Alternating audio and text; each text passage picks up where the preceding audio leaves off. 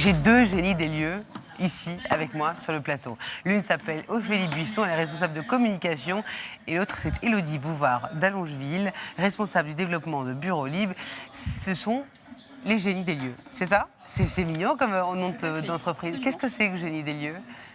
Génie des lieux, c'est une société de conseil qui accompagne du coup les sociétés sur tout ce qui est les aménagements d'espaces de travail. On n'est pas un tout petit peu plus fort du coup pour qu'on vous entende. Donc vous aménagez l'espace de travail, c'est ça? Tout à fait. D'accord. Donc la société existe depuis 20 ans. D'ailleurs, on va fêter du coup les 20 ans dans quelques mois. On est 70 collaborateurs qui véritablement accompagnent les sociétés dans leurs aménagements d'espace et d'environnement de travail. Et qu'est-ce que vous faites concrètement? Une société vient vous voir, elle veut améliorer le cadre de travail. Qu'est-ce que vous proposez? Alors, on propose véritablement de pouvoir les accompagner sur la définition des nouveaux environnements de travail, notamment avec une spécialisation vraiment sur les espaces, tout ce qui est accompagnement des transformations organisationnelles et numériques. Ça va du coup de la définition des besoins, de bien comprendre quels sont les usages et modes de travail de la société, ce qui est très important pour pouvoir les conseiller. Ça va également passer par l'organisation spatiale, l'architecture d'intérieur, par la prescription du mobilier et évidemment la dernière étape qui va être le transfert, du coup l'emménagement des salariés dans les espaces de travail. Non, on vient de voir, là, juste avant vous, une dame absolument formidable, Charlotte Vuccino, qui expliquait que ce n'était pas tant l'espace de travail qui comptait, mais le yoga, parce qu'elle propose du yoga en entreprise d'intérieur. Vous m'expliquez qu'en fait, il y a une vraie réflexion, notamment des patrons, sur l'espace de travail pour améliorer l'environnement. Ça compte? Ça compte vraiment aujourd'hui?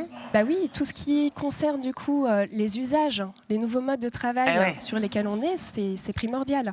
C'est primordial de pouvoir répondre et penser Ce qui est important en fait au final, c'est de ne pas penser mètre carré, mais de penser usage et de penser du coup mode de travail. Alors donnez-moi l'exemple d'un bureau idéal.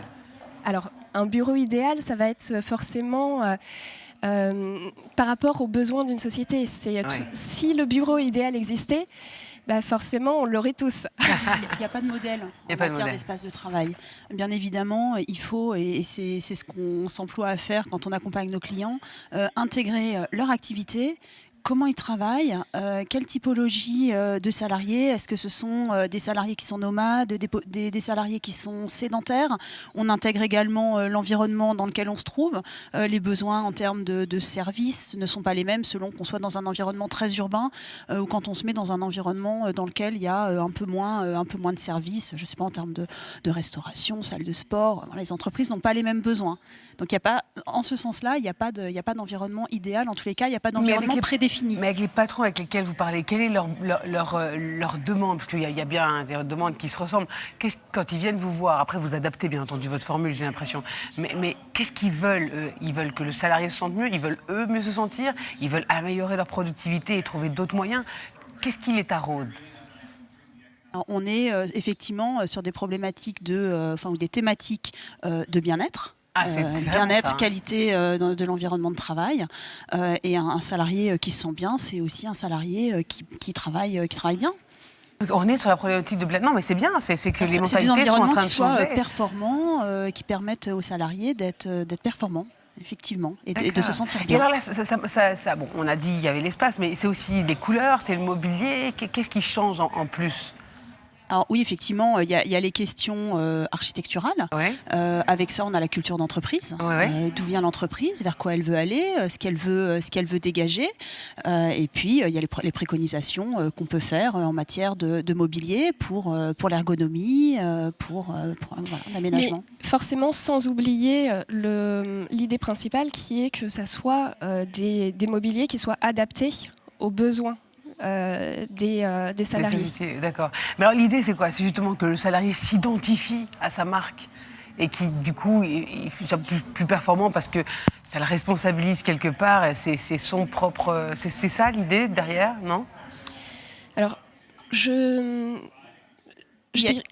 Vas-y. Non, il y a tout ce qui est culture d'entreprise, c'est-à-dire que c'est important quand on arrive dans un lieu qu'on puisse avoir ce sentiment d'appartenance, mais il y a aussi tout ce qui concerne ce que je disais tout à l'heure, le bien-être, ça passe par le siège adapté à la fonction que j'occupe, le poste de travail adapté à la fonction que j'occupe, et puis aussi des usages. C'est-à-dire que aujourd'hui on constate beaucoup un écart entre les locaux tels qu'ils sont conçus. Chez nos clients, ce qu'on a constaté, c'est qu'on a des espaces qui sont à peu près à 80% des locaux, des espaces individuels de travail, et à 20% des espaces de salles de réunion. Or, aujourd'hui, les salariés travaillent à 40% de manière individuelle, c'est vrai. à 40% de manière collective, et sont 20% en dehors de leurs locaux. Donc on a tout ce qui est mobilier, mais on a bien sûr tout ce qui est aménagement de l'espace. Comment on conçoit les espaces à l'intérieur de l'entreprise et à l'extérieur de l'entreprise. On passe d'un travail qui est individuel à un travail qui est collaboratif. Tout ça, ça nécessite d'aménager l'environnement de travail dans lequel on est. C'est très intéressant parce qu'on voit qu'il y a une vraie réflexion derrière ce que vous proposez. Justement, vous avez décidé d'être partenaire de Revolution at Work, de cette révolution professionnelle qui a commencé hier et qui va continuer. Pourquoi vous avez voulu être partenaire? C'est ça pour vous la révolution, c'est repenser les choses? Alors effectivement, c'est des thématiques qui nous animent depuis 20 ans. La société Génie des lieux a 20 ans, donc c'est 20 ans d'expertise dans l'accompagnement des entreprises dans leur environnement de travail. On constate aujourd'hui... Donc en 20 ans, vous avez vu évoluer la société. Absolument. Et on perçoit aussi que les espaces de demain ne seront pas nécessairement ceux d'aujourd'hui. Aujourd'hui, avec les mutations du travail, on a des salariés qui sont de plus en plus nomades, avec le télétravail. Voilà, l'évolution est là aujourd'hui. On travaille avec un téléphone ou avec un ordinateur, mais est-ce qu'on peut travailler de n'importe où? On sait qu'on doit repenser les espaces, jusqu'où. Voilà, c'est des thématiques qui sont communes à Revolution at Work et à Génie des lieux, et on ne pouvait que être partenaire d'un tel événement. Voilà, ça s'est fait de manière naturelle au final. Oui, j'imagine. Et la thématique du tiers-lieu, vous pouvez en parler, la développer? Oui, bien sûr. Le tiers-lieu, alors nous, aujourd'hui, on Parce que constate... vous êtes dans cette réflexion. Absolument, absolument. On constate que les salariés d'entreprise travaillent de plus en plus en dehors des locaux de l'entreprise, que ce soit par le télétravail. Le télétravail n'est pas forcément possible pour tous au domicile.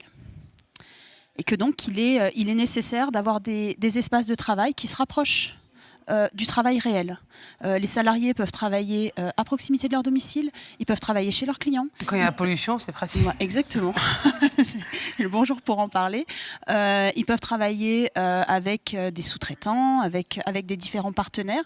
Et finalement, pour tous ces cadres de travail, on sort du lieu de l'entreprise, et donc c'est nécessaire... Mais on sort aussi de chez soi, donc il y a Exactement. D'accord. Exactement. On se rapproche de ce qu'on appelle, nous, le travail réel, le lieu du travail réel.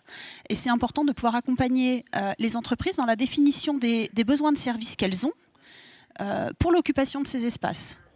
Qu'est-ce que ça apporte comme solution? Est-ce que du coup on est plus productif quand on se rend dans un tiers-lieu? Donnez-moi un exemple. Oui. Alors, on gagne bien évidemment en temps de transport, ce qui n'est pas négligeable pour chacun des salariés. Notamment dans les grandes villes. En Ile-de-France notamment, mais dans toutes les grandes villes, c'est des vrais sujets. Quand on passe 1 heure ou 1 heure et demie pour aller sur son lieu de travail, et autant pour revenir, quand on arrive, on est déjà fatigué. Donc quand on a cette économie de temps qui n'est pas très qualitatif, au final, on est aussi plus productif, plus efficace. L'entreprise s'y retrouve, le salarié s'y retrouve, on a un meilleur équilibre vie personnelle, vie professionnelle. Ça, c'est sûr, bien sûr, bien sûr. Et nous, on trouve que c'est important de pouvoir accompagner les entreprises dans la définition des services dont elles ont besoin dans les tiers-lieux, justement. Je m'explique, une entreprise, quand ses salariés viennent travailler dans ses locaux, elle met un certain niveau de sécurité, que ce soit de la sécurité physique, de la sécurité informatique. Quand on va travailler dans un tiers-lieu, qu'est-ce qui se passe ? Donc pour nous, c'est important de pouvoir accompagner les entreprises dans la définition de leurs besoins en dehors des locaux de l'entreprise, dans des tiers-lieux. Et c'est justement pour ça qu'on va nous ouvrir un tiers-lieu expérimental en avril prochain. Ah, où ça? Qui sera dans le 15e arrondissement à Paris. D'accord. Et qui va ce sera entièrement un génie des lieux? Absolument. Un espace que nous appelons pour bureau libre. Bureau libre. Bureau libre, exactement. Donc c'est la liberté de travailler où je veux, qui sera un tiers-lieu à destination de salariés d'entreprise et qui a vocation à être un tiers-lieu expérimental. Donc il y en aura après d'autres par la suite, j'imagine. Oui, alors expérimental, oui, absolument. Il y en aura d'autres, mais surtout expérimental au sens de la recherche. Je pense que c'est très novateur. On a vocation à évaluer différents éléments, différentes composantes de ce tiers-lieu. Ça passera par les usages, puisqu'on en parlait tout à l'heure. On constate que dans les entreprises, les espaces ne sont pas forcément adaptés aux usages. Donc nous, par rapport à ce qu'on va proposer dans ce tiers-lieu, on regardera si les occupants y trouvent leur compte en termes d'usage, en termes de mobilier et d'ergonomie, en termes de conditions de travail. Qu'est-ce que ça change quand je viens travailler dans un tiers-lieu ? Je suis à proximité de chez moi, mais alors du coup je travaille pas sur le lieu de mon entreprise. En termes d'organisation, est-ce que ça perturbe mes collègues ? Est-ce que ça nécessite une organisation supplémentaire ? En termes de management, vous les accompagnerez aussi. Il y aura des animations dans le sens absolument, où... D'accord. Absolument. Mais c'est bien ça, parce que dans le sens où on est salarié d'une entreprise, mais il y a d'autres salariés d'autres entreprises, donc ça fait aussi des réseaux, non ? Exactement, c'est une mutualisation. Ça permettra aux salariés de plusieurs entreprises de se retrouver dans un lieu qui sera unique. Et donc de pouvoir échanger sur des pratiques. On va mettre en place des ateliers pour animer et faire vivre le lieu et également, comme je disais, faire remonter l'expérience utilisateur. On n'a pas la prétention avec cet espace d'avoir un modèle. Justement, par rapport aux interrogations qu'on se pose, l'objectif, c'est de faire une proposition et de remonter l'expérience utilisateur et d'ajuster. J'entends, on va mettre à disposition un certain nombre de services aux occupants dès l'ouverture. On va faire remonter les avis des différents occupants. C'est utile, c'est pas utile, ça m'aide pas, il manque des choses. Et on adaptera en fait ce lieu pour répondre pour répondre le mieux possible aux besoins des salariés et de leur entreprise. C'est ça, c'est vos nouveaux programmes de recherche qui permettent de vous faire évoluer depuis 20 ans avec la société ? Voilà, et également on a lancé il y a quelque temps un programme de recherche et d'expérimentation qui s'appelle Génie le Lab, qui est un programme justement pour pouvoir étudier 2 axes. Le premier axe, c'est sur tout ce qui concerne le générique d'évaluation. Puisqu'en fait, on s'aperçoit aujourd'hui que, en ce qui concerne l'évaluation des espaces de travail, on reste quand même sur des notions plutôt subjectives, qui sont sur la perception des salariés, et du coup qui ne permettent pas, d'une société à une autre, de pouvoir avoir un standard. Donc l'idée, ce serait de pouvoir créer un standard d'évaluation qui pourrait du coup être... et s'adapter, bien sûr. Plus... Ça, en fait, c'est un protocole d'évaluation. D'accord, c'est ça. Aujourd'hui, on parle, effectivement, comme le disait Ophélie, on est sur quelque chose de très subjectif. Qu'est-ce que c'est qu'une opération d'aménagement qui est réussie ? Alors, on a la perception des personnes qui visitent les espaces. Ça peut être esthétique, ça peut être... mais finalement, c'est très subjectif. Comment les personnes qui occupent les espaces, au final, vivent dans ces espaces ? Est-ce que vraiment c'est adapté ? Du coup, après, vous pouvez encore mieux vous adapter, bien sûr. Exactement. Au-delà de l'opération d'aménagement, une fois qu'elle est faite, comment on établit un dispositif qui soit un dispositif, je mets des guillemets, mais scientifique, avec un protocole qui permet effectivement finalement d'objectiver. Et un deuxième axe qui est du coup d'étudier les conditions de travail des salariés dans leur mobilité interne et externe, et notamment sur les tiers-lieux. Justement, par rapport aux tiers-lieux. Écoutez, en tout cas, c'est très passionnant, c'est passionnant parce que vous êtes dans la recherche en permanence, vous êtes dans l'évolution. Après 20 ans, bon anniversaire et rendez-vous dans les 20 prochaines années en tout cas. Félicitations, merci donc beaucoup à Ophélie Buisson et Élodie Bouvard d'Allongeville qui sont donc de Génie des lieux et on vous retrouvera dans vos nouveaux espaces dans le 15e. Avec plaisir. Très bientôt. Merci beaucoup. Très bientôt.